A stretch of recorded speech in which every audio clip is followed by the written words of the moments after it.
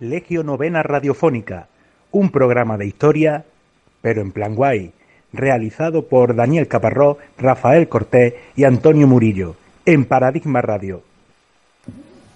Hola, muy buenas tardes, bienvenidos una semana más a Legio Novena, bienvenidos a Paradigma Radio. Les habla Rafael Cortés y como siempre cuento con la inestimable colaboración de mi compañero que está aquí a mi vera, Daniel Caparrós, y por vía telefónica, como siempre también, desgraciadamente, pero es lo que hay, Antonio Murillo. Muy buenas tardes a los dos. Pues muy buenas tardes. Buenas tardes, chavales. Bueno, hoy tenemos un programa que poco tiene que ver con el anterior, sobre todo en el tiempo, ¿no? Nos vamos muy atrás. Pero ya habrá tiempo también para hablar de eso, porque como siempre empezamos con el apartado de las secciones, que no es la sección de efemérides únicamente, como era la temporada pasada. En este caso sí traemos un par de efemérides cortitas, pero luego hablaremos sobre otra sección, en este caso la sección de la anécdota de la historia. Pero para no perder un poco esa tradición, vamos a comenzar con las efemérides, que las trae Dani. Pues yo traigo dos cortitas. Las dos son pactos, tratados, podemos entenderlo así. La primera de ellas fue el 25 de octubre de 1936, que es cuando se firma el Tratado de Amistad entre la Alemania nazi y la Italia fascista, que es lo que luego más tarde el propio Mussolini llamará el eje Roma-Berlín, que en 1940 será el eje en su totalidad junto con Tokio, o sea, con el aliado japonés, que será el bando que se enfrentará a los aliados en la Segunda Guerra Mundial. Y bueno, digamos que a partir de aquí es cuando empieza su lazo de amistad, una amistad un poco... A Alemania no le sale muy bien. Es amigo que... Una amistad un poco descompensada. Es amigo que te lleva de fiesta y al final tienes que acompañar a casa porque no se vale por eso. Te jode la fiesta. Te jode la fiesta. Pero bueno, por situarnos un poquito cuando esta gente empieza a darse la mano. Y luego otro es el 27 de octubre de 1807, que nos sonará a todos porque forma parte de este momento un personaje muy querido en Legio. Muy querido por nosotros. Que es Godoy, ¿no? Aquí tiene lugar el Tratado de Fontainebleau. Sí, Fontainebleau. Fontainebleau. Ya dijimos el programa anterior que los idiomas no son los nuestros. No. Pues bueno, esto se firma en la ciudad francesa con el mismo nombre, entre Godoy, que es el válido de Carlos IV, y Napoleón. Y bueno, lo que pasa realmente es esa invasión en un principio, ¿no? Y hispano-francesa de Portugal, que era aliado de Inglaterra, pero finalmente sabemos que sirve de pretexto para la invasión francesa de España. Prometieron a Godoy que iba a ser el dueño de claro, un principado en el Algarve. Y que tenía buenas playas, y entonces que era una persona ambiciosa y un poco tonta, pues sí, un poquito. Se la colaron completamente. Y dio comienzo pues a esa guerra de independencia. Ahí está. Bueno, pues vamos con la siguiente de las secciones de hoy. En este caso la sección de anécdotas en la historia. Una anécdota que encontré hojeando un libro de historia de España de segundo de bachillerato de la editorial Algaida, y la voy a leer literal. La anécdota se titula Los barcos rusos de Fernando VII. Era algo que yo desconocía por completo.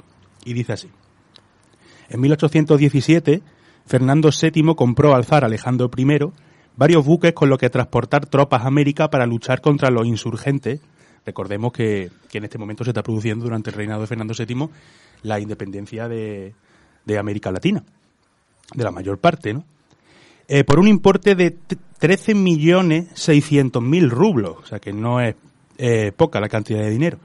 Los barcos no llegaron a Cádiz hasta febrero de 1818 y cuando fueron examinados por ingenieros y marinos experimentados, estos informaron que los cascos estaban podridos, que carecían de los pertrechos y repuestos que figuraban en el contrato de compra y que las maderas eran de mala calidad. Se dudaba que pudieran soportar una travesía como era cruzar el Atlántico y por tanto no lo hicieron. Así que si se la colaron a Godoy, la que le metieron a Fernando VII era bastante importante, era como las que metía él. Es totalmente lo que pide lo que te llega. Es un poco eso.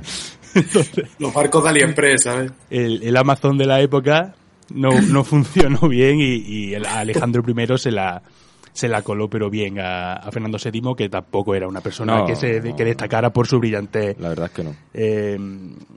Mental, ¿no? Y por su inteligencia, como muchos de los que han pasado por la historia de nuestro país.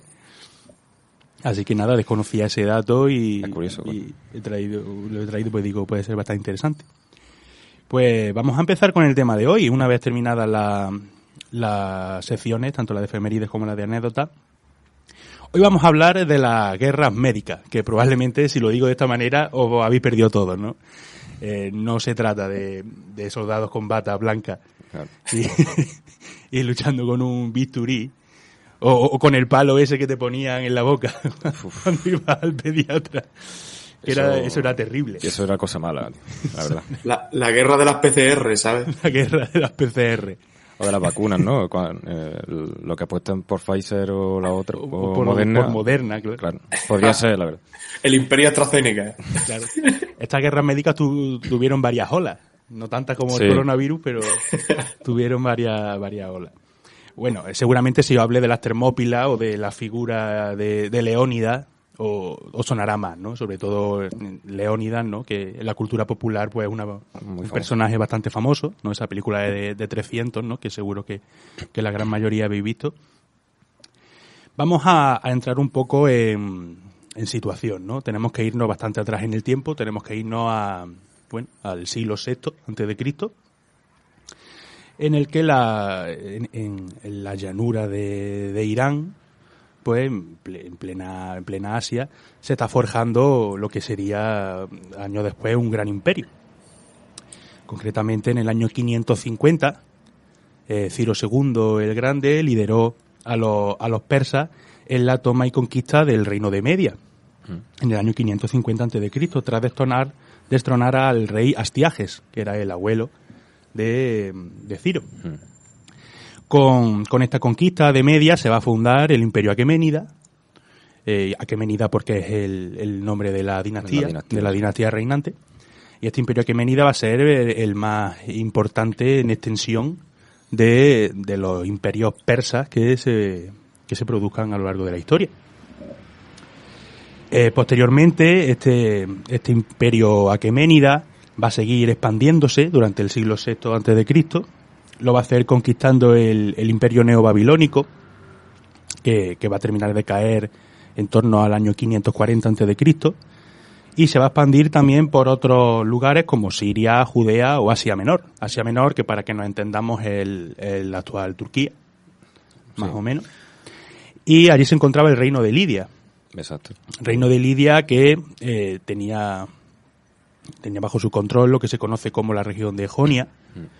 La región de Jonia, en la que se encontraban varias ciudades griegas. El mundo griego no podemos entenderlo como Grecia.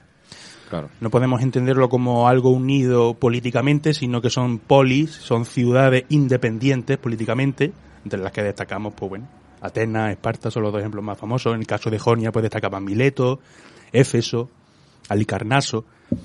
Son ciudades independientes, pero que sí tenían lazos culturales importantes que los unían.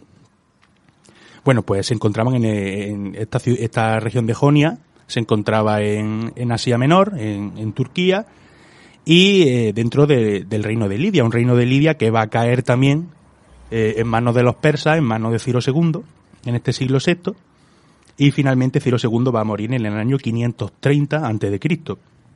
Su sucesor va a ser Cambises II, que lo más interesante que va a hacer durante su reinado va a ser conquistar Egipto. Por lo tanto, estamos hablando a la llegada de Darío I al trono del Imperio Persa, que se produce en el año 521, y durante su reinado, que va a ser bastante extenso, hasta el 486 a.C., el Imperio Persa va a vivir su cenit, ¿no? Su punto de máxima extensión. De hecho, a ver si Ángel nos puede poner el mapa de la extensión que alcanzó el Imperio Persa en el año 490, que llegaba pues desde Grecia, llegaba casi a Grecia, la zona del Mediterráneo oriental, hasta prácticamente el actual Afganistán. Sí. Era una auténtica barbaridad de imperio. No se ponía el sol.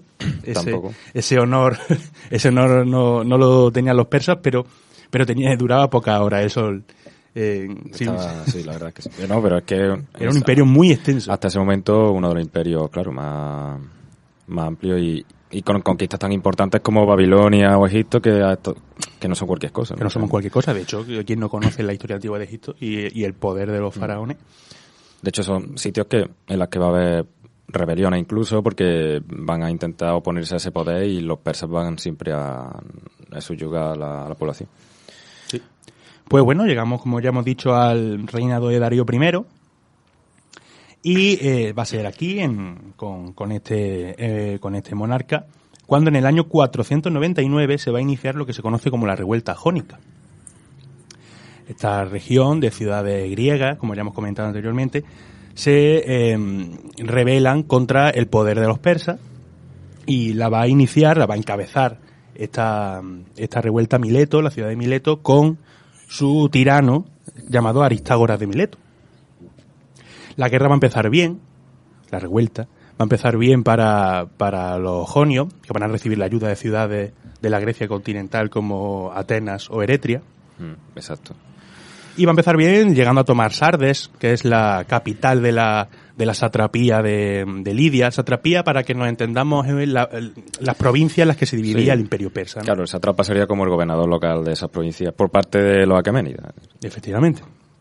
Van a llegar a tomar esta ciudad de Sardes, pero Darío I va a conseguir darle la vuelta a la situación, derrotando en el año 494 a la flota griega en la batalla de Lade, una importante batalla naval, y van a terminar arrasando la revuelta y la propia ciudad de Mileto, cuya población pues va a ser o esclavizada o asesinada. Esto no va a quedar ahí. La sed de venganza de Darío I y del imperio persa no va a quedar solamente en derrotar la revuelta de la ciudad de Jonia, sino que va también a querer vengar a las ciudades que apoyaron esta revuelta, en este caso Atenas y Eretria. Por lo tanto, se cierne un gran problema sobre la Grecia continental y finalmente en el año 492 a.C. se va a iniciar lo que se conoce como la Primera Guerra Médica. Una guerra que tenemos constancia principalmente por Heródoto. Sí, Heródoto es el que más escribe sobre estos conflictos, de donde se saca la mayoría de la información, de hecho. Y el motivo fundamental de esta guerra era, como ya he dicho, atacar y vengar la participación en la revuelta jonia de Atenas y de Eretria. La guerra va a contar de dos campañas principalmente. La primera se va a producir en el año 492, una campaña dirigida por Mardonio, y va a consistir en la reconquista de Tracia y el hacer como vasallo al reino de Macedonia. El reino de Macedonia, para que nos situemos geográficamente, se encuentra al norte de la actual Grecia. Sí, Tracia un poco. Estamos hablando de una zona norte Grecia, balcánica. Exactamente. Digamos que van los persas van desde la actual Turquía, desde el Mar Negro, y llegan por el norte hacia Grecia, y Tracia y Macedonia pues se encuentran en esa zona de los Balcanes, norte de la actual Grecia. En eso consistió la primera campaña. La segunda se produce 2 años después, en el año 490, y va a estar dirigida por los generales Datis y Artafernes, que son dos generales que han pasado a la historia por su papel importante en esta primera guerra médica. Datis de origen medo. Y lo que van a hacer estos generales en esta segunda campaña van a ser principalmente anexionarse en la isla Cíclada, unas islas que se encuentran en el mar Egeo, al este de la Grecia continental, una isla importante, y van a conseguir sitiar y derrotar a Eretria, que era uno de los dos objetivos principales de esta primera guerra médica. El siguiente objetivo era Atenas. Eretria van a conseguir hacerse con ella, van a arrasar la ciudad, van a esclavizar a su población. Y bueno, una vez que Eretria, que era una de esas ciudades que habían participado en la revuelta jónica, cae derrotada, van por el siguiente objetivo, que era Atenas. Por lo tanto, se marchan a Lática, que es la región en la que se encuentra la ciudad de Atenas. Van a desembarcar en Maratón, que es una ciudad cercana a a Atenas, y se va a realizar la batalla famosa de Maratón, una batalla decisiva en lo que es la primera guerra médica, porque van a conseguir los atenienses una importante victoria en ese campo de batalla, aunque los persas van a conseguir, una buena parte de las tropas de su ejército van a conseguir volver a embarcar y dirigirse a Atenas, porque claro, el ejército de Atenas estaba combatiendo Maratón, Atenas se había quedado desguarnecida. Sí. Entonces se dirigen los persas hacia Atenas, pero el ejército ateniense consigue replegarse rápidamente y consigue llegar a Atenas antes de que desembarquen en la ciudad las tropas persas. Por lo tanto, una vez que llegan allí ya los persas deciden que lo mejor es regresar a Asia. Claro. Y evitan que arrase la ciudad. O sea, Darío no consiguen el otro de los objetivos principales de esta primera guerra médica, que era derrotar a Atenas. Evidentemente los persas no van a quedarse ahí. Esta primera guerra médica ha fracasado en uno de sus objetivos principales, pero no va a quedarse ahí, y el objetivo de Darío, por supuesto, era derrotar y vengar a Atenas. Además, ya también querían derrotar a otras ciudades como Esparta, que habían asesinado a diplomáticos persas. Sí. Por lo tanto, Darío empieza con los preparativos. ¿Cuál es el problema? Que muere en el año 486 y le sucede su hijo Jerjes I, que cuando llega al trono, nada más llegar, tiene otro problema importante, que es la sublevación de Egipto, como tú bien decías antes. Tiene que sofocar esa sublevación, y ya en el año 480 es cuando ya puede dedicarse a atacar Grecia, en este caso, en esta segunda guerra médica, que se inicia en el 480 a.C., va a ser mucho más ambiciosa, y el objetivo de los persas es invadir Grecia. Ya sí, ahora están picados. Están picados.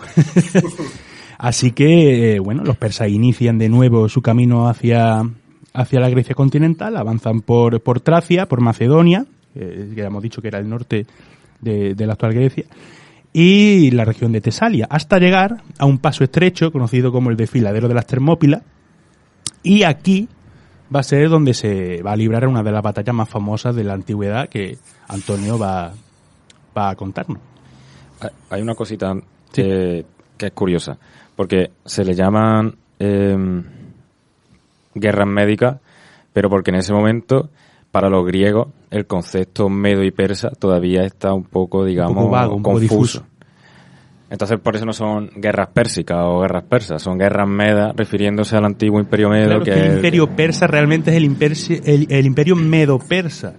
Ellos, la dinastía aquemenida se posiciona por encima de ese imperio medo, pero digamos que para los persas se referían a ellos, o sea, los griegos se referían a ellos como los medos, y por eso médica por eso las guerras son no porque luchará Gregorio Marañón, no era el Zendal el campo de batalla, el general Severo Ochoa. y para recordar un programa que hicimos de los casus belli, no me recuerdo qué número era, realmente esta invasión naval de Atenas, Eretria, porque claro, los jonios estaban mal dicho, muy puteados, ¿no? Con impuestos y un control sobre además los persas también apoyaban a los fenicios, que eran su enemigo. Bueno, un lío. Podemos ver que realmente yo creo, o hay autores que he estado leyendo y tal, que Persia ya tenía su ojo sobre la Grecia continental de alguna forma, entonces es un casus belli. Realmente buscaban una excusa para iniciar la conquista de la Grecia continental. Y sobre eso hicimos programas, sobre el significado del casus belli. Y yo creo que, por recordarlo, no me acuerdo qué número era, que nunca me acuerdo de los números. O sea, a mí pregúntame por el primero y el último, ya los demás no me acuerdo. Pues llegamos a las Termópilas, Antonio. Pues nada, mira, las Termópilas, como tú has dicho, es una de las batallas más significativas de toda la historia. De hecho, se ha convertido en un mito. A lo largo de la historia ha sido muy representada en la historia del arte, y acuñó un concepto, que es el concepto de la última defensa. Como luego también pasó en la batalla de Numancia, por ejemplo, que también se acuñó el concepto de resistencia numantina, o por ejemplo en los últimos de Filipinas. Se lleva a cabo esa última defensa del territorio, o de la iglesia en este caso, o de lo que fuera. Es una de las batallas también con más atención bibliográfica desde su suceso, porque como bien habéis dicho, Heródoto es de las principales fuentes que tenemos de esta época, y otro montón de coetáneos de aquel momento y posteriores. Hay una producción extensísima sobre las Termópilas. Y bueno, llegamos a la batalla. Jerjes se planta con un tremendo ejército en Grecia, pero tremendo es tremendo. O sea, no se ha visto un ejército así jamás. Ríete de las Wehrmacht. Sí. Y además un ejército, Antonio, muy heterogéneo, porque ese tío iba contratando gente de donde Sí, claro. Teniendo en cuenta que el imperio persa es extensísimo y que cada satrapía es de su padre y de su madre, ese tío conforme iba avanzando iba diciendo tú y tú. Se parece un poco al ejército de Aníbal que Aníbal llevó a Roma. Un ejército formado por iberos, galos, cartagineses y mercenarios de todas partes. Además, al ejército persa le pasa igual. Te metían el SAE persa y salía al puesto de trabajo y venía, no se requiere experiencia, o sea, ibas para adentro y ya está. Solo ganas de matar. Claro, solo ganas de matar griegos, tío. Un tremendo ejército que avanza por tierra y avanza por mar conjuntamente. Por eso hacen ese recorrido por la costa de Asia Menor, llegan hacia Tracia por el norte, siguen por Macedonia y ya empiezan a bajar la Hélade. ¿Vale? Porque van siempre pegados a la costa porque va la flota y va la tropa. Exacto, vale. Si hacemos caso a Heródoto, según Heródoto son más de 2,5 millones de soldados. Claro. En el que habría 1.700.000 infantes, 80.000 jinetes y 4.000 barcos. Claro, estas cifras son un poco de Heródoto, que le gustaba mucho la épica. El tío le gustaba mucho la épica. Si Heródoto hubiera dirigido 300, hubiera sido más exagerado de lo que fue. La épica y el vino, porque probablemente lo escribiría después de tomarse unas copitas. Tú verás. Claramente, una estimación más realista pues puede que fueran unos 400.000 soldados, pero ten en cuenta que 400.000 soldados en aquella época es mucha tela. Mucha tela, o sea, 400.000 persas de su padre y de su madre cada uno, unos 150.000-170.000 infantes. Incluso estas cifras son un poco exageradas, pero son más realistas que las de Heródoto, que nos ponía 2,5 millones, o sea, ¿dónde va? Bueno. Primero, antes de las Termópilas, se elige un punto como defensa que es el paso del Tempe, que está entre el Monte Olimpo y el Monte Osa. Y allí va la coalición que hay en ese momento de las polis griegas, porque como hemos visto, como ha dicho Rafa, las polis cada una va por su lado y van a responder a sus intereses y les costaba unirse. ¿Qué pasa? Que de los 10.000 así que se juntan para la defensa, los tesalios se pasan a los persas. Entonces tienen que bajar, y bajan al paso de las Termópilas para esperarlos ahí, porque en el paso del Tempe ya no podían porque es que los tesalios habían desertado. Eso es muy importante, que entendamos que todavía aquí no hay una unidad griega de todo que salía con los persas algunos. O sea que... Entonces se llega más al sur del paso del Tempe, que es el paso, o mejor dicho, el desfiladero de las Termópilas. Porque no es un paso, es como un corredor con varias puertas en la que hay incluso 3 puertas. ¿Vale? Y se llama Termópilas, esto ya es curiosidad, porque hay manantiales y Termópilas sería algo así como las puertas calientes o una cosa así. Que a mí me hizo mucha gracia. O sea, la batalla de las puertas calientes me gusta más que las Termópilas, la verdad. Bueno, entonces se lían las Termópilas porque por ahí van a pasar los persas sí o sí, porque hay un golfo al lado y para bajar al sur hasta Lática tienen que pasar por ahí sí o sí. Y como es estrecho y demás, es un buen punto para hacer una buena defensa tanto marítima como terrestre. Vale. Como he dicho, es un corredor de 3 puertas y demás que antiguamente, morfológicamente y geográficamente hablando, era diferente totalmente a hoy. Hoy se le ha ganado muchísimo terreno al mar y antes era como, imaginaron una zona escarpada y ya el mar al lado.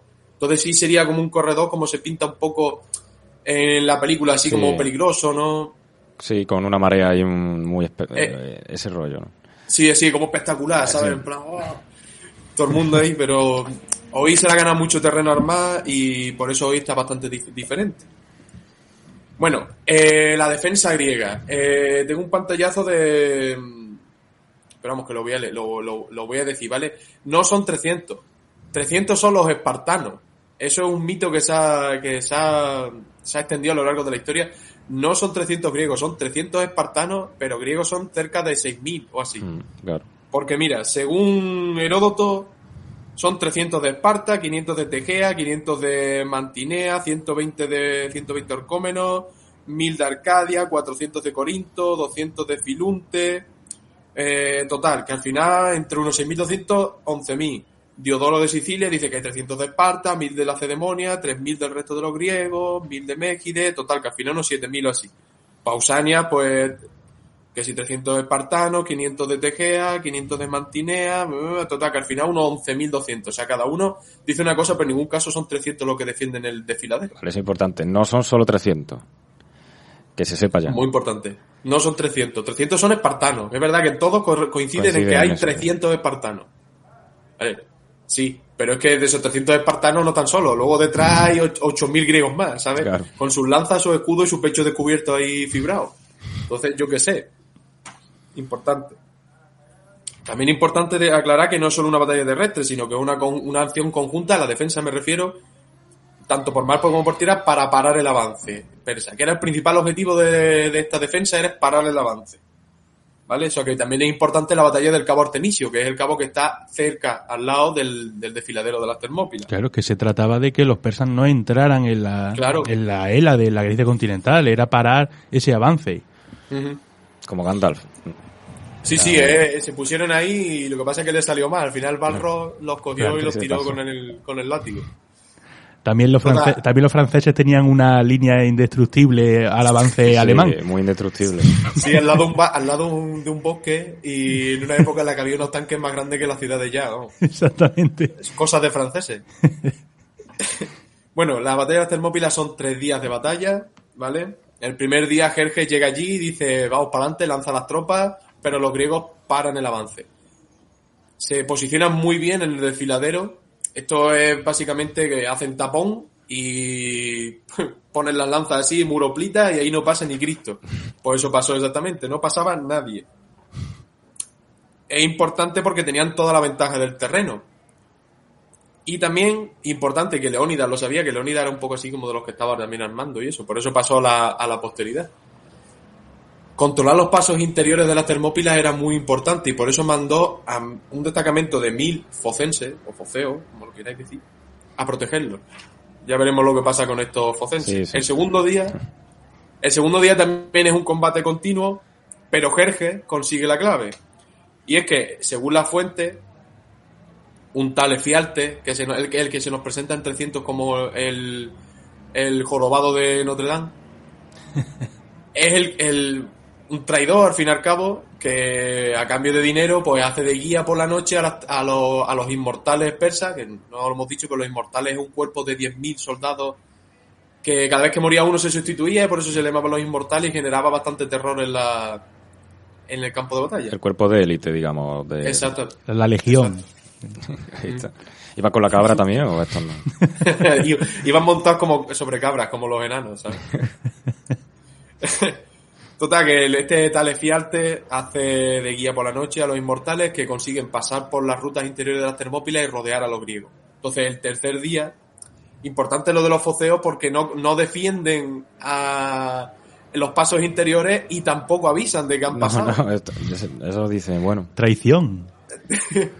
O sea, Efialtes los cruza, pero es que ellos los ven pasar y defienden y dicen, oye, que van para allá. No. Ellos dicen, hostia. Un poco para que reforcemos esa idea de que cada poli va a su bola. Sí, yo creo que vieron que iban a perder y dijeron, mira, vamos para casa y allí ya veremos lo que hacemos. Total, que al final, tercer día de batalla, pues los persas pasan sobre los griegos, que habiendo detenido el avance en el mar sí es una actuación correcta, en la batalla del cabo Artemisio, se retiran, teniendo esta derrota en tierra, más para atrás ya a Salamina, que es lo que viene ahora después. Importante de esta batalla, pues que tampoco es que fuera una batalla militarmente muy espectacular, al fin y al cabo es una batalla simple de carga y bloqueo. Simplemente los persas intentan pasar, los griegos no los dejan pasar. Los rodean pasando por las rutas interiores y se acaba la batalla. No tiene más gracia. Solo dura 3 días, tampoco es que sea... Sí, no sé, quizás más la importancia que tiene la cultura popular que la historia en sí. Claro, no es la batalla de Canna o el sitio de Alesia. Claro, es como trascendido. Son genios militares. Claro. Y luego, importante... Bueno, ¿iba a decir algo? No, simplemente que lo único que tiene así más importante es que consiguen los persas acceder al resto de Grecia. Sí, pasan. Los persas pasaron. Y bueno, importante... cosas que ya hemos comentado, ¿no? Como el desequilibrio de fuerza. Ponemos, por ejemplo, unos 10.000 griegos en la defensa frente a los 400.000 persas. Está complicado. Está complicado, son 40 persas para cada griego, ¿sabes? A ver si son buenos porteros de discoteca los que ponen en la primera fila. Hombre, los espartanos con esa educación que tenían, la AGOG, eso se cargaban, no sé si a 40, pero 25 por lo menos. Sí, a lo tonto, o sea, tuvieron que matar a bastante en esa defensa. Es verdad que luego perdieron, pues, el momento que le hacen pinzas, caen como chinches, pero de primera. O sea, las bajas persas tuvieron que ser numerosas. Pasa que el ejército de Jerjes era una máquina expendedora de soldados. Eso es lo que pasa. Claro. Además, conforme él va introduciéndose en Grecia, él también va y contratando por ahí mercenarios. Claro. Y le sobraba dinero. Sí, sí. Y luego, lo que tenía. Y luego lo que ha dicho Antonio, que mucha gente allí en Grecia diría, mira, es que estos van a ganar. Prefiero llevarme bien con ellos y colaborar. A plantarles cara y que me venzan y me revienten, Luis. Eso pasa en todas las guerras, no solamente en esta. Sí, claro, eso así. Mira, cuando vinieron a entrar aquí los franceses, había muchos que se iban con los franceses, ¿sabes? Claro, como hemos dicho antes, los de Fontainebleau y demás, estaban los afrancesados, ¿sabes? Sí. Claro. Pero bueno, cosas importantes de esta batalla, por ejemplo, la conexión tierra-mar que hemos comentado, y que aunque sea una derrota militar para los griegos, se consigue un poco lo que se pretendía, que era de parar el avance, por lo menos retrasar el avance persa. Que eso es importante para luego el reagrupamiento que hay de Grecia, de los griegos, más para abajo. Y al fin y al cabo esto fue, y por eso ha pasado tanto la historia, una derrota heroica, en la que, aunque perdieron, se dio todo por la vida. Esto es como cuando juega el Atleti, ¿sabes? Es exactamente igual. Que pierde, pero está orgulloso. Pero está claro, como lo de contra el Liverpool, perdimos, pero qué partidazo, ¿sabes? Han dejado esto, pues eso es exactamente lo que pasó aquí. Y luego ya pues nos viene pues, un poco el final de la Segunda Guerra Médica esta, que nos lo va a contar aquí Daniel. Que como ha dicho Antonio, pasan los persas, pero es fundamental que pasan más tarde de lo que tenían planeado. Ahora que has rescatado tú la figura de Fialtes, topicazo de la película, Jerjes no iba con piercing colgando, que eso también, era un tipo así con una barba frondosa. Al menos a los reyes persas se les representa así a todo, a lo mejor, quién sabe, era imberbe, pero no sé. Y luego el ejército griego político, pues sí que tenía un armamento y una armadura, no estamos hablando de sí, que no van con escudo, lanza y tanga, ¿sabes? Claro, exacto. Tienen sus petos, su casco típico corintio que todos tenemos en la mente y tal. Y que no iban en bola. Que no iban... No iban como en la película, digamos, ¿no? Entonces también un poco para que en la mente podamos dibujar esa escena.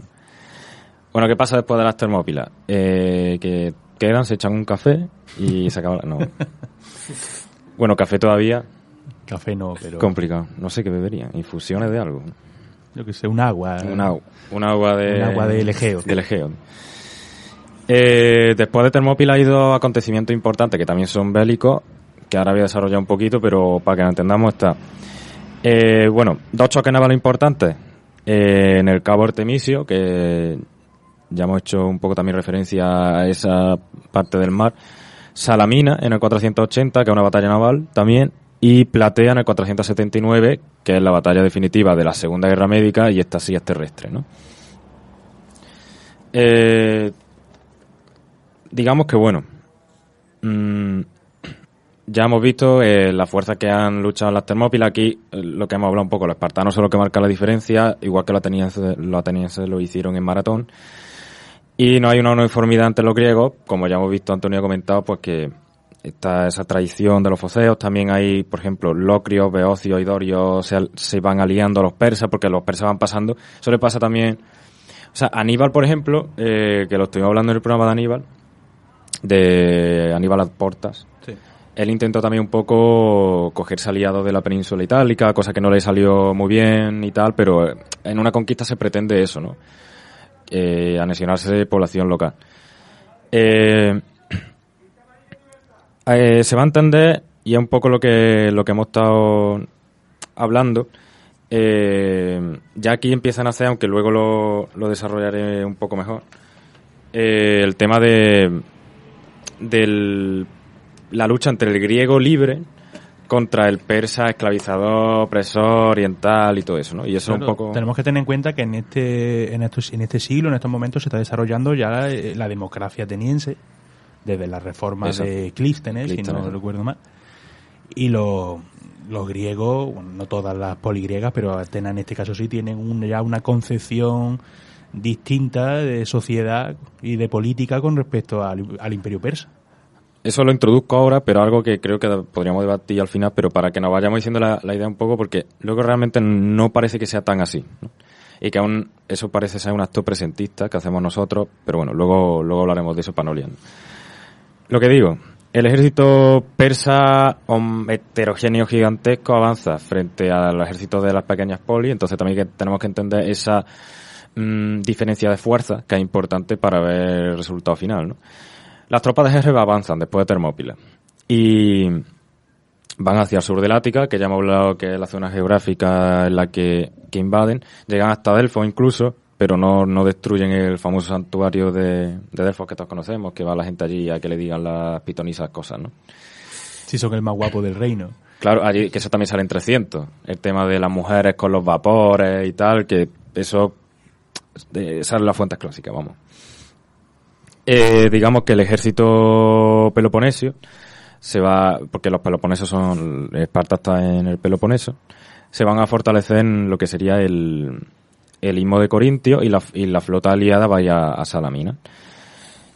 Ahora sí, a Atenas, al retirarse a Salamina, Atenas queda indefensa y ahora sí Jerjes consigue saquear a Atenas, cosa que no había conseguido Darío. Entonces eso también habría que ver de la mentalidad persa. Es que las fuentes persas no son tan amplias, ese es el problema. Pero seguro que los persas trataron eso como los griegos trataron Termópilas o como pudieron tratar... Es una victoria fundamental. Exacto. En ese momento. Te cuenta que Atenas, junto con Esparta, que lo hemos hablado, es principal, y ponían un poco fin a ese objetivo que tenían en la primera guerra médica de tomar Atenas. Sí, la venganza. La venganza de Atenas.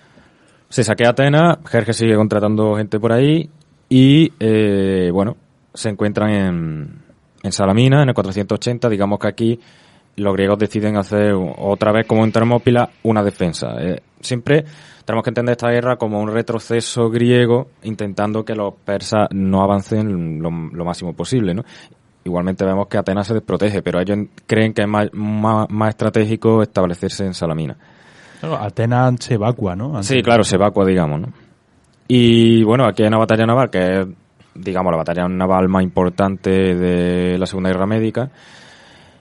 Hay una victoria griega. Aquí destacan dos personajes. Uno es el navarca espartano Euríbiades, que siempre me cuesta, y el ateniense Temístocles, que sin duda es el que, digamos, organiza toda la estrategia. Muy sencillo. Temístocles achica el agua, digamos, achica el terreno para que finalmente los navíos persas, que entre ellos había muchos trirremes fenicios, que tenemos que entender también, como he dicho, que no es un ejército homogéneo. Claro.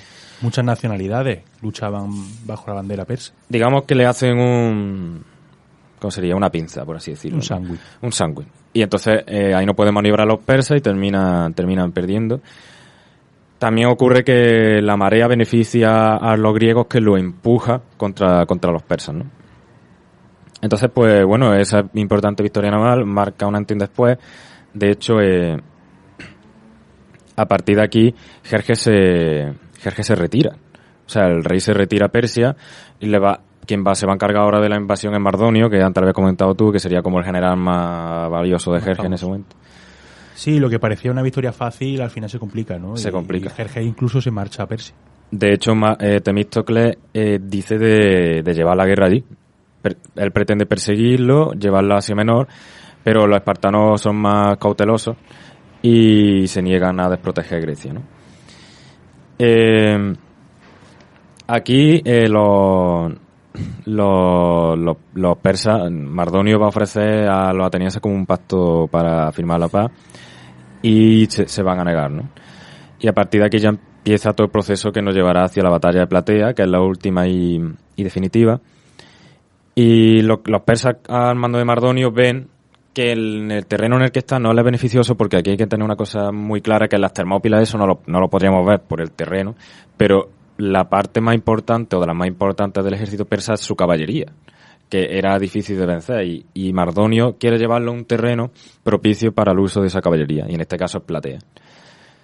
Y aquí me gustaría destacar Darío Testi en uno de sus artículos, una cita, ¿no? Digamos, ¿no?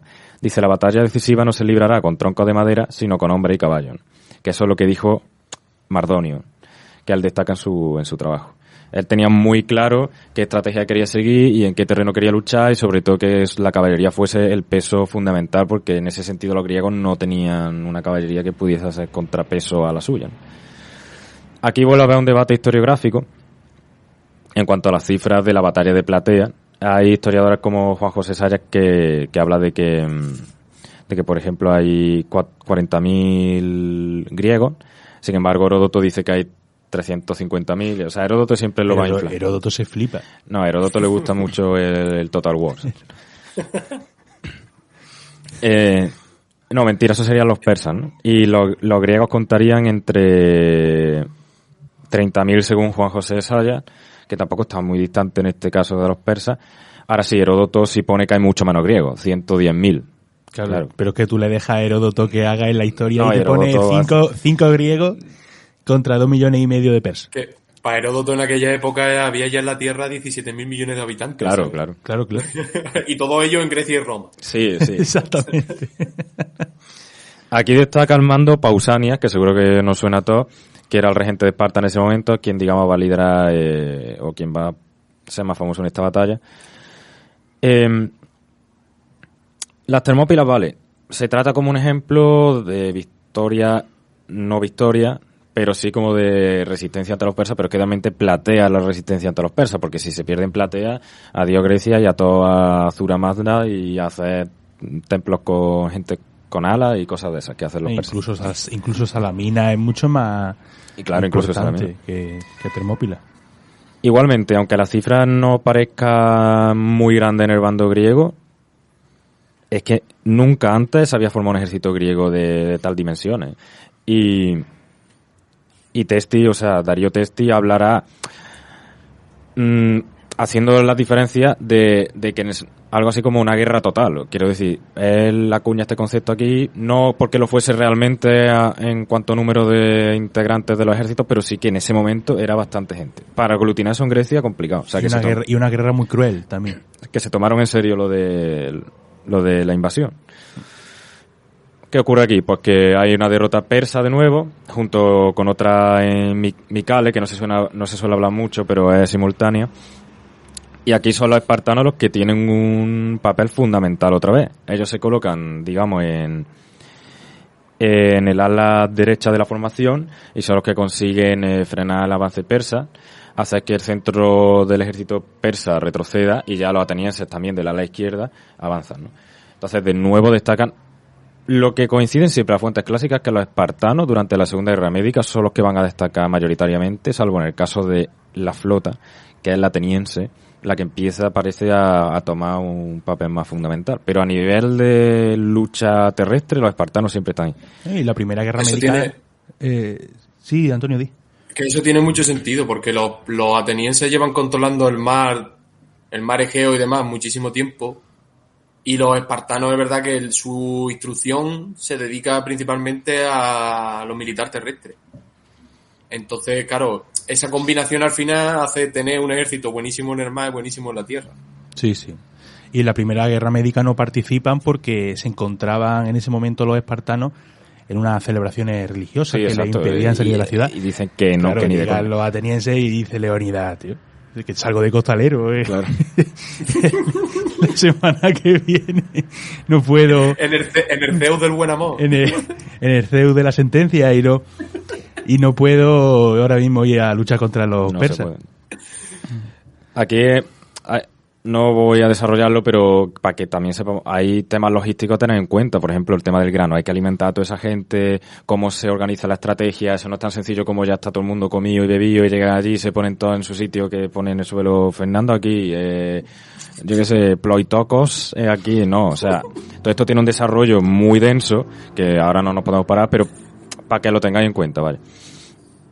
¿Qué ocurre aquí? Pues bueno, Muere Mardonio aquí, o sea, ya se acabó el Mardonio. Ya era hora. Y hay una desbandada persa, se les va a perseguir, incluso se va a encontrar la flota enemiga y se va a destruir. Y bueno, se va a conmemorar esta victoria como algo, digamos, mítico también. O sea, es que Platea no ha pasado tanto al ideario colectivo nuestro. Pero ¿por qué no se le ha hecho una peli? Es que pero al final no, o sea, así. 300 luego tenía otra, no sé, Antonio, si te acuerdas. Que sale que ahí el crack Temístocles. Que ahí Temístocles el guapo. Que maneja 2 espadas como si fuera un luchador mauritano del Imperium, ¿sabes? Y ahí sale Platea, si no recuerdo mal. A los Salamina estoy seguro. Es que no me acuerdo bien porque yo las pelis de 300 la verdad es que no sé. Ahí están, ¿no? Pero Salamina ahí, sale fijo porque hay una batalla marítima y no sé si luego sale Platea. Exacto. Pero Salamina sale seguro. Bueno, cosa que se me ha pasado. Hay una segunda... Atenas se arrasa 2 veces. Hay dos veces que van y arrasan Atenas. Pero bueno, lo que digo... ya se acaba esta batalla de Platea, se acaba la guerra de la segunda guerra médica, hay un pacto antipersa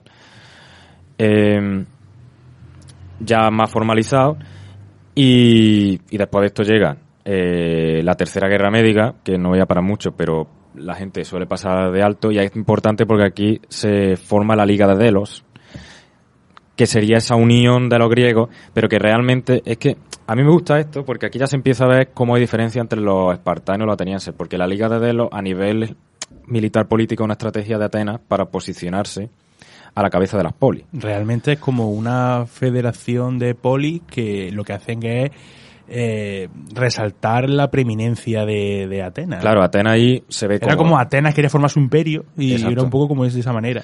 Es la excusa. Era un poco Alemania y la Unión Europea. Es la Guerra Fría de la época. O sea, sí, no, claro. Realmente era como... Se forman 2 ligas.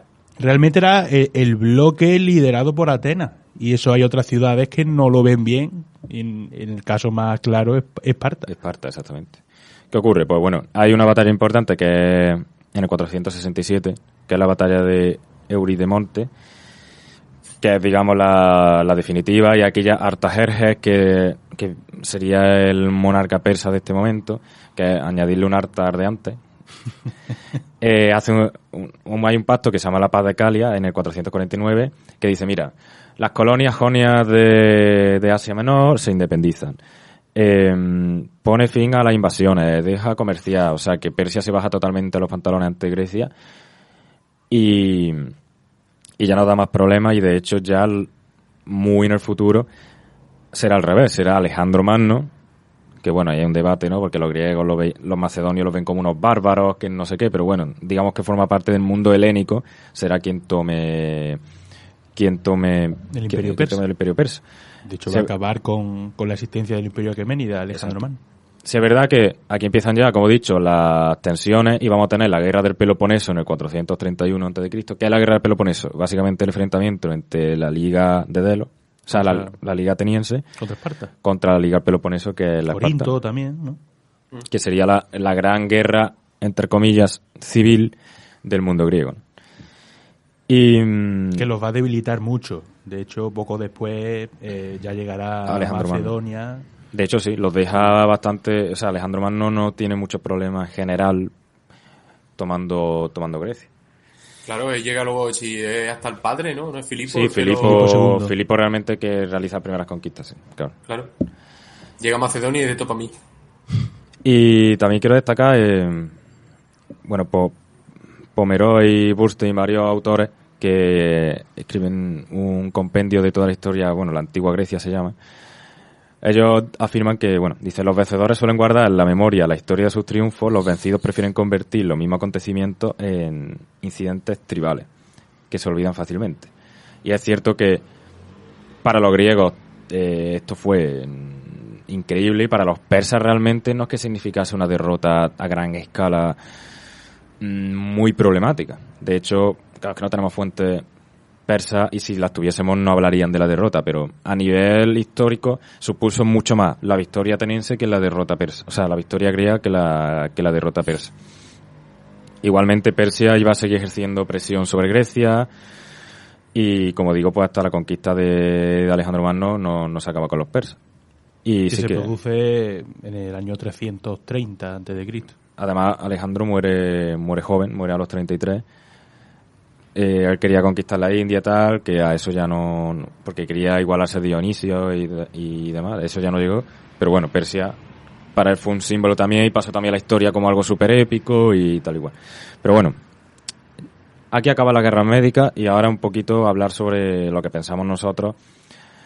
El tema de la importancia de las fuentes clásicas, de cómo varían o bailan las cifras, qué creéis que eso significa, porque hay autores, digo de época, ¿no?, que meten más soldados de los que son, y también cómo veis el tema de cómo ha trascendido Termópilas a la actualidad, y si de verdad creéis que hay una especie de diferencia entre un mundo griego civilizado y un mundo persa bárbaro, ¿no? Serían un poco los tres debates que suscita la guerra médica, ¿no? Hombre, la verdad que yo no haría esa distinción total. De hecho, el Imperio Persa, del que ya hemos hablado, que no era para nada homogéneo, sí tenía ciertas regiones de un gran esplendor cultural. No podemos olvidar Babilonia, en el que creo que Ciro respetaba las tradiciones e incluso respetó las tradiciones del templo de Marduk. Y vamos, que no era el típico monarca de la época que llegaba, arrasaba un territorio y hacía imponer sus propias leyes. Y yo es que tampoco soy un gran leído del tema, pero esa distinción de mundo bárbaro con mundo civilizado, que luego lo podemos ver también más adelante en la historia, con esas invasiones bárbaras, ¿no?, al Imperio Romano de Occidente, que también lo podemos desmentir. No hay ese choque de mundos, ¿no? De hecho, es que la sociedad espartana, por ejemplo, tenía similitudes con la persa en cuanto a la jerarquización y demás. O sea, Antonio, está el tema de los periecos, los ilotas, los espartiatas. Eso era una diferencia de clases clara, que también existían los persas. Sí, claro. Claro que sí. Si es que además, acuérdate tú de cómo es la sociedad espartana, en la que hay 3 o 4 que mandan, que son los soldados estos súper guapos, no sé qué, no sé cuánto, que hacen la Gogé, que está sostenida sobre una esclavitud que es, vamos, de hecho una de las tareas para terminar servicio militar, o sea, la educación espartana, que es la Gogé, era bajar a donde están los ilotas, que son como los esclavos, o la población inferior, y matar a uno, ¿sabes? O sea, ese era... Pero esto del mundo civilizado al mundo bárbaro, al fin y al cabo, es un argumento político. Y sería, es una cosa que utiliza... Y sería además, Antonio, en un momento simplificar el mundo griego a Atenas, yo diría, porque luego vemos, como estás diciendo, el modelo de Esparta, que es completamente contrario. Es que no tienen nada que ver las polis, es que es como hasta Macedonia, que está ahí al lado, lo llaman bárbaros porque, por ejemplo, los macedonios pues bebían el vino sin echarle agua. Sin echarle agua, exacto. Coño, hay que como beberlo así, ¿no? Bebían vino fuerte, por eso son bárbaros.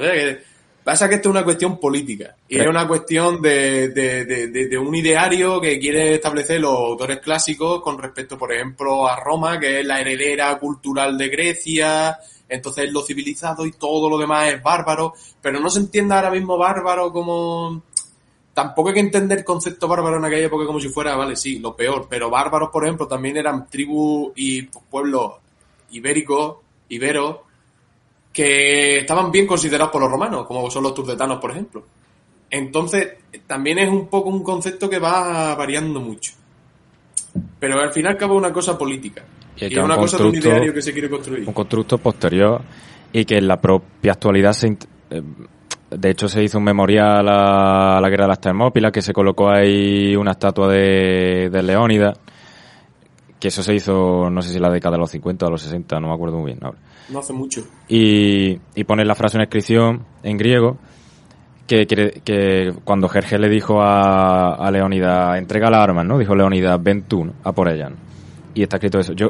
Es para dejar claro lo que siempre hablamos nosotros. Uno, las fuentes clásicas son, por suerte o por desgracia, nuestra única, bueno, por suerte, ojalá llamar, ¿no?, nuestra única fuente de información para conocer la historia, pero tenemos que entender que está sesgada porque a lo largo de todos los siglos la historia no deja de ser política constantemente. Nosotros actualmente también hacemos historia, ¿no? Y esa historia va a estar sesgada. Eso es el número uno. Y ahí Antonio ha sacado muy buena comparación, por ejemplo, que siempre lo sacamos como con Estrabón.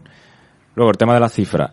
No solo en esta guerra, en todas las que quieras. Cannas, Pitna, batallas, perdón. Las que quieras, tú lees a distintos autores y los números van a estar inflados, sobre todo los del enemigo, sitúa el resultado victorioso. Porque entonces la hazaña es mayor. Y en cuanto a la dicotomía barbarie-civilización, yo creo que estoy totalmente de acuerdo y que es un constructo que se ha hecho a posteriori también, sobre todo desde la visión occidental. Y desde el nacionalismo griego, yo creo también. Claro. Para cohesionar la Grecia actual como una nación antigua que hunde sus raíces en el mundo clásico, le viene muy bien esa victoria contra el enemigo bárbaro, ¿no? Es que de hecho Grecia en su independencia contra el Imperio Otomano, que son los herederos de los persas, este constructo y esta forma de unificar, de ampliar el nacionalismo, les vino de perla. Si es que les vino muy bien. Al fin y al cabo el nacionalismo no es más que una... ¿cómo decirlo? Es una ideología que lo que hace es contraponer un grupo, un concepto, nosotros contra ellos. Claro, sí. Y eso es básicamente lo que se basa esto de barbarie y civilización. Nosotros, civilización, ellos, bárbaros, vienen a por nosotros, tenemos que estar juntos, no sé qué, etcétera, etcétera. Yo creo que eso en definitiva, y ya para cerrar, Javier Jara Herrero en su obra La Guerra Médica, yo creo que lo define mejor que yo, pero yo pienso exactamente igual. Él habla de Grecia, ¿no?, frente a la invasión persa. Y él dice, pero la guerra médica no constituye un enfrentamiento entre Occidente y Oriente, como si de dos civilizaciones antagónicas se tratara. No consiste en asignar a la vieja Hélade, desde un enfoque presentista, un inexistente rol limitador que contuviese el empuje de una filosofía alternativa a lo largo del continente europeo, sino de entender uno de los procesos que, por su evolución, permitieron el florecimiento de una tradición cuyo progreso, a través de los siglos, representaría una determinante contribución a la que ahora denominamos Occidente. Es decir, el Occidente no existía. Va a existir después y va a tomar como ejemplo esto. O sea, es posterior, por lo tanto no puede existir un conflicto Occidente-Oriente en este momento todavía. Sí. Bueno, pues no sé si queréis decir algo más. Llevamos 1 hora de programa y yo creo que nos da tiempo a terminar con un juego rapidito. En el caso de hoy, Antonio trae un... ¿Quién es quién? ¿Quién es quién histórico? Según quién es quién y además versionado especial Guerra Fría. Anda, Guerra Fría. Vale, así que si queda poco tiempo lo hacemos al menos de 3. Vale, el quién es quién, yo digo los personajes que tengo en una lista, yo pienso en uno y ellos me van haciendo preguntas, pues soy tal o yo hice no sé qué, entonces yo sí o no, y al final que la acierte pues gana un punto y ya está, lo hacemos al menos de 3 como sí, a mejor. Guerra Fría, vale. Gana Rafa, lo digo especial Guerra Fría, ojo, o sea, digo los personajes, ¿vale? Vamos. Apuntároslo por ahí como podáis. Ah, venga, pues sí, apunta ahí ya. Venga, os digo, Gorbachev, ¿vale? Boris Yeltsin, Ronald Reagan, Truman, Stalin, Nikita Khrushchev, Kennedy, George W. Bush,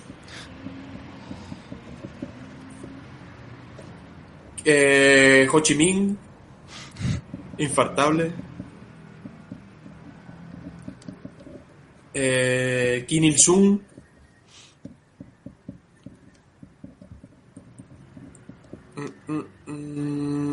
y Richard Nixon. Vale. ¿Ya está? ¿No está el comandante por ahí? Sí, lo tenía puesto, pero es que si no se nos vaya, son muchos personajes. Vale, verdad. Venga, voy a pensar el primero y ahora empezáis el que vosotros queráis empezar. Venga, ya lo tengo. Mira, Rafa, dale caña. Vale. Bueno, aquí lo de soy hombre no son todos hombres. ¿Soy estadounidense? No. Vale. ¿Soy ruso? Bueno, de la Unión Soviética, mejor dicho. Sí. Vale. ¿Tengo una manchita en la cabeza? No. Vale. Soy Soy georgiano. No. La lié mucho y por mi culpa se fue todo al garete. Sí. Soy Boris Yeltsin. Sí, eres un borracho, sí. Bueno, un poco en contexto, soy lo que borracho. las pistas que hacemos son un poco a lo mejor perdidas, porque lo de... Boris Yeltsin es el primer presidente de la actual República de Rusia. Exacto. El que bombardea en el Parlamento. Que se acaba la Unión Soviética, por eso lo de que se va al garete, claro. Es el primer presidente después de la Unión Soviética. Era el presidente de la República Federada de Rusia. Exacto. Sí. Y, entre otras cosas también fue uno de los que pararon el golpe de Estado de 1991 de funcionario de la KGB, poco antes del final de la Unión Soviética. Y nada, era un borracho. Claro, para la tradición soviética, pues un traidor y tal. Exactamente. Y le sustituyó en el cargo el actual presidente de Rusia, Vladimir Putin. Lleva unos añitos. Que lleva ya 352 años. Lleva más años que los zares, ¿sabes? Bueno, ya tengo el siguiente. Vale. Siguiente personaje, ya lo tengo pensado. ¿Soy asiático? No. Vale. ¿Soy estadounidense? Sí. Vale.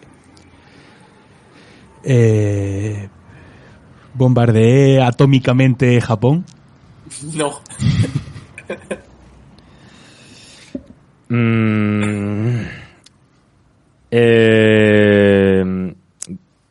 ¿Durante mi mandato hubo un atentado en mi país? Bueno, un atentado que se conozca muchísimo. No. Vale.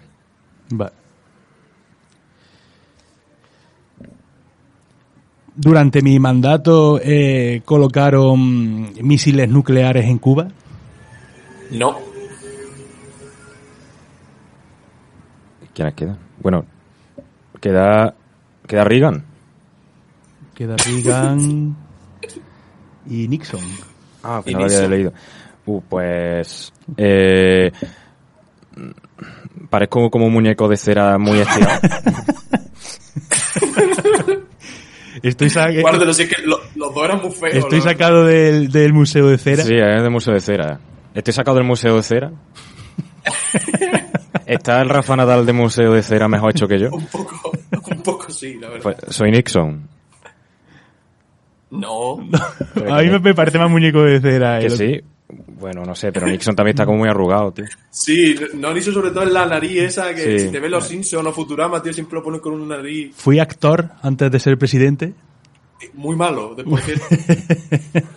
Se me fue la pinza e ideé la llamada como Guerra de la Galaxia. Sí. Soy Ronald Reagan. Sí. Joder, es que tremendo personaje Reagan, ¿eh? Lo llega a decir Nos reímos de antes, Trump, pero que Reagan... Presidente de los Estados Unidos durante la década de los 80, y con él de presidente se recrudeció la Guerra Fría en esos últimos años. Hizo ese proyecto de defensa estratégica que se conocía como la Guerra de la Galaxia ante un ataque nuclear soviético. Era como un sistema de antimisiles, Sí, pero en el espacio, ¿sabes? Era una paranoia. No, Una es paranoia. lo que fue Sí, que... estaba como una cabra. Que esa noche... Y bueno, esas tensiones de final de la Guerra Fría se aliviaron un poco cuando llegó el de la mancha en la cabeza Era la mancha en la cabeza. a la Unión Soviética. Vaya, Pues bueno. si llega a caer otro, hubiera sido otra cosa. El desempate, ¿no? Vamos con el desempate. Empiezas tú. El desempate y... Ya lo tengo. Vale. ¿Soy asiático? Sí. Bueno. ¿O ganas tú o gano yo? No hay más. No hay más. Vale. Soy ascendente de el actual presidente de Corea del Norte. No. Ay. Venga, soy Gorbachev, no, hombre. Bueno, pues soy Ho Chi Minh. Sí, claro. Que es el único, el único asiático que queda, así que tampoco lo voy a liar mucho. Ho Chi Minh, que fue el líder del movimiento independentista en Vietnam. y que luego lideró esa guerra de Vietnam, ¿no? Con el Vietcong. Que lo pasaron muy mal los americanos, los estadounidenses, perdón. Que Vietnam, que durante la Guerra Fría estaba dividido en dos estados, Vietnam del Norte comunista y Vietnam del Sur, que era una dictadura pro-occidental, que estaba sujeta por el apoyo militar estadounidense, y bueno, en esa guerra que se produjo en los años 60 y 70, los estadounidenses lo pasaron bastante mal, y Vietnam del Norte consiguió vencer y unificarse como una república socialista en su totalidad. Fue Vietnam la Persia, la Grecia de los estadounidenses. Tuvo que huir Artajerje con otro nombre, en este caso el de Lyndon Johnson, y luego Nixon. Bueno, pues ha estado bien, ha estado divertido este quién es quién de la Guerra Fría. Y con esto terminamos el programa de hoy, que esperemos que os haya gustado y que vaya también en YouTube como fue el anterior. Y sobre todo que haya roto con esquemas previos, sí, con esa visión un poco que puede tener la gente tanto de la película y tanto con esa división que has comentado tú de mundo civilizado contra barbarie, que no solamente la vamos a ver en estas guerras médicas, sino que en otros episodios de la historia también se va a intentar vender así, y nunca es realmente así. Pues bueno, de esta manera terminamos este programa, y como siempre lo que queda es despedir tanto a Dani como a Antonio. Pues hasta la próxima. Venga, nos vemos en el siguiente. Pues un abrazo, cuidaros y hasta pronto.